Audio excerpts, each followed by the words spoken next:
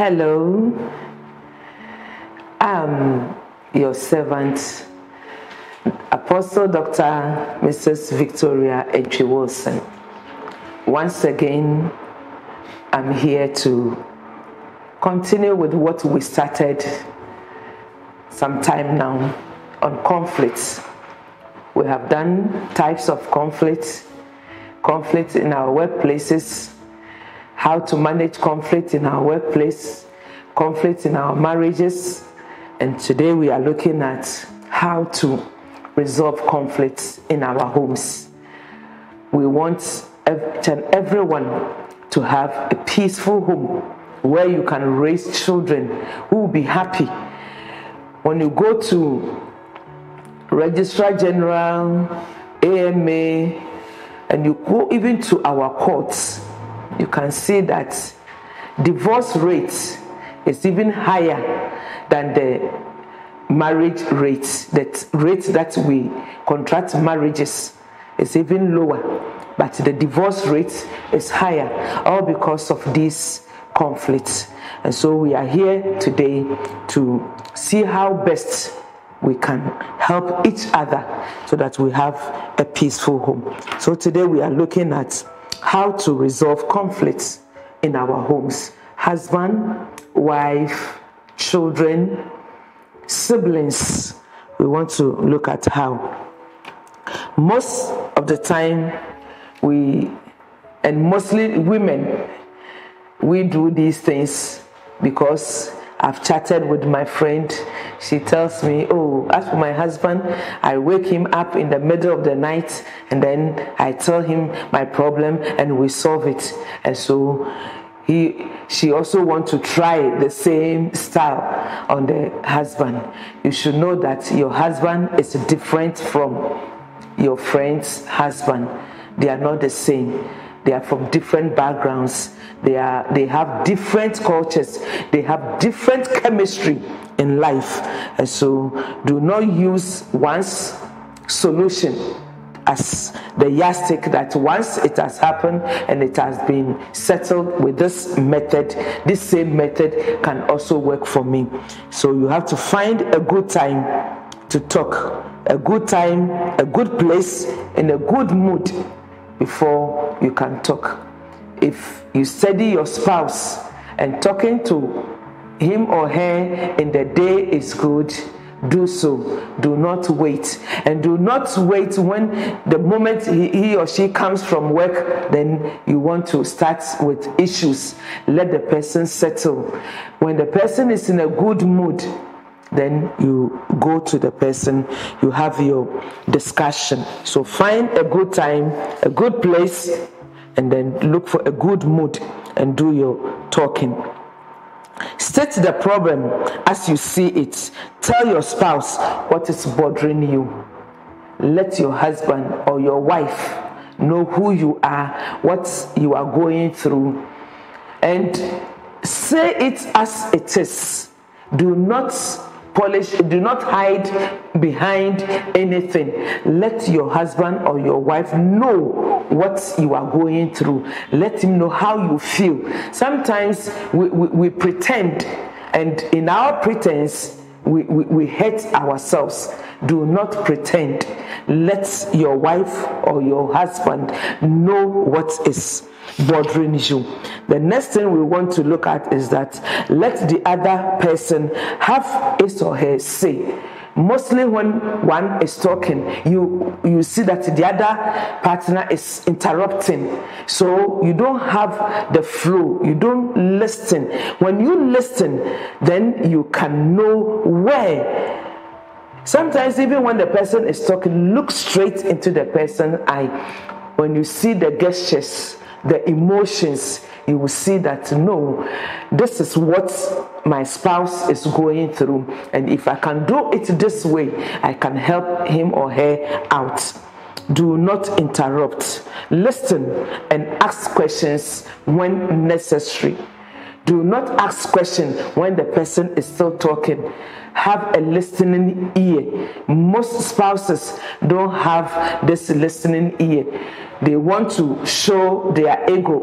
They want to show that I am the boss, I am the head, I married you, and when I'm talking, you don't have to talk back. Listen to me, you don't have to talk back. Let me talk. And so you have to have a listening ear. Stick to one conflict at a time. Handle one issue at a time. You see that when we are talking, and last time you did it, and last week too, and so we bring so many issues when we want to resolve conflict. Stick to one issue at a time. Solve one issue at a time. Don't box them all together. When you do that, the solution for the other conflict will not be the same for the other one you are bringing in. And so when you do that, you confuse your partner and you will not get a good result. Manage your stress quickly while remaining calm and alert. Manage your stress quickly. When conflicts come, it comes with stress. You'll be stressed out. And so if you don't manage your stress on time, it brings in depression. And when depression comes in, you see that you are heading towards a different life altogether. Many people are suffering from this depression because they couldn't manage their stress level. And that one too will find time and then delve deep into managing your stress. We'll have strategies that you can manage your stress and calm yourself. If you can manage conflicts well, you have to remain calm. We don't rush when we are resolving issues. We don't use insults when we are resolving issues. Some people say, I can insult you well, because of where he's coming from. You know, we have said that when some of the causes of the conflicts are the backgrounds where we were trained, who brought you up, and sometimes your friends, your peers that you grew up with, the way you talk to them. Sometimes when you marry, you think that your husband or your wife is that peer, and so you want to do it that way. When you do it like that, you will break your home. As Proverbs 14:1 said that the wise woman builds her home, but the foolish one breaks her home with her own hands. Manage your stress. Control your emotions and your behavior. Control your emotions. Some people, when they are angry, they behave anyhow. They want to catch attention. Some people think that for them to get attention, they must misbehave. They must talk louder. But that one doesn't solve problem. Calm down. Talk as a lady. Talk as a gentleman when you are resolving issues. Calm your emotions. Pay attention to the feelings being expressed by your spouse. Pay attention to your spouse and beware of respect of differences. You should know that there are differences in you. You are not the same as your spouse. So your background, your training, your education, and even your personality brings these clashes. And so you have to know who you are dealing with. If you know the one you are dealing with, you'll be able to know how to come down to that person's level. Before you start any conflict, ask yourself, how will this fight benefit me? Because conflict is fight. When you become stiff neck, me, I won't change. This is how I am. This is how I want it to be. It means that you are bringing out fight. But before you start that fight, ask yourself, how will this fight benefit me? If there are children, ask yourself, how will this fight benefit the children? Because when these things happen, it's the children who become the losers. Because many children on the streets are because of this conflicts that we could not resolve, that brought broken home. And children from broken home, it means that it will affect their education, affect their psychological life, it will affect their emotions. Many children can even pick knife to stab their friends because of emotional conflict that they are going through. So ask yourself, how will this benefit me? Is it going to provide me any solution?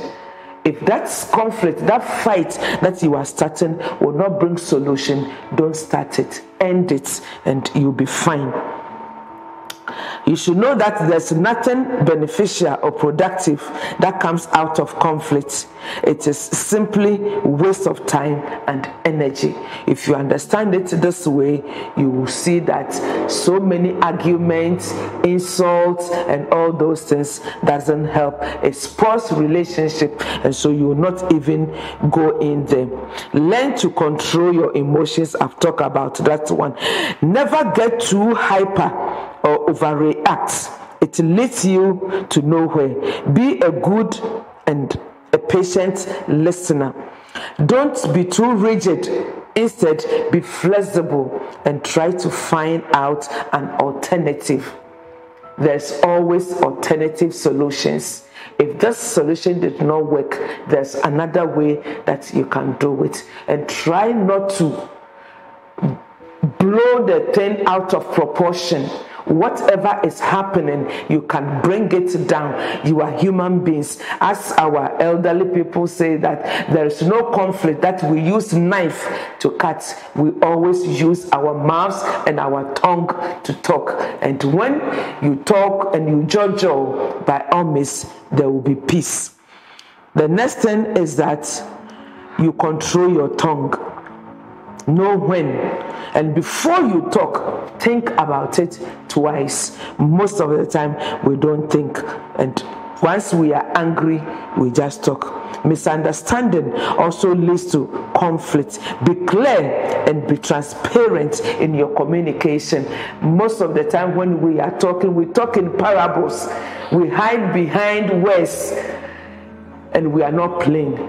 Be transparent to your spouse. Let your spouse know exactly what you want to communicate. And as you also hear what your spouse is saying, do not misinterpret. Most of the time, the interpretation to the conversation brings all these conflicts. The mind, how your mind will process the words that came from your spouse will not be the same meaning that your spouse used to speak.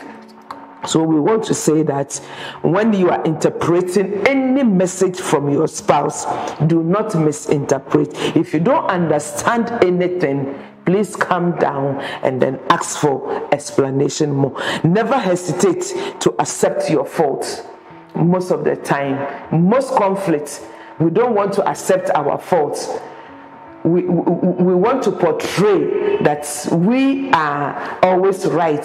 I am right. I am right. I know my right. I know my right. You know your right. Knowing your right, you are also infringing on somebody's also right. So we have to be not to rush. We have to always also try to apologize. Apology doesn't spoil anything. Sorry, saying sorry doesn't make you a fool, but it rather builds you, it rather helps you to live longer. Because when you apologize, when you say I am sorry, you remove that burden from your heart and your heart will be free. If that person did not accept your apology, that burden will be on that person. So if we want to resolve our conflict, we should always be proactive. We should always come down to the level of our spouses, and that will help us to have a peaceful home and enjoy our marriages. We don't have to endure our marriage, we have to enjoy our marriage. Thank you.